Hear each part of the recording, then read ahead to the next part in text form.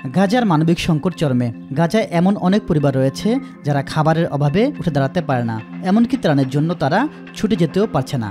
এমন তথ্য প্রকাশ করেছে ড্যানিশ রিফিউজি কাউন্সিল। তাদের সাম্প্রতিক প্রতিবেদনে গাজায় একটি গভীর মানবিক সংকটের নতুন চিত্র তুলে ধরেছে।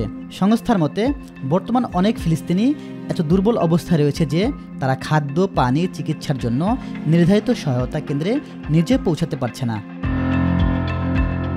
ডিআরসির গাজা কর্মসূচির সমন্বয়কারী জানান, এমন কিছু পরিবার খুঁজে পেয়েছেন যারা কয়েকদিন কিছুই খায়নি এবং তাদের পায়ে হেঁটে চলার মতো শক্তিও নেই।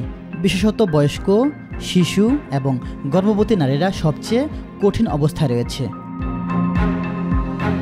একনল হ্যান্ড ওয়াশ 100% প্যারাবেন ফ্রি, তাই নিরাপদ হাতের জন্য আস্থা রাখুন একনলে। ইসরায়েলের নিষেধাজ্ঞা ও চলমান সংঘর্ষের কারণে ডিআরসির মতো সাহায্য সংস্থাগুলোর কার্যক্রম ব্যাপকভাবে বাধাগ্রস্ত হচ্ছে। উত্তর গাজায় 90% পরিবারই তীব্র খাদ্য সংকটের মুখোমুখি।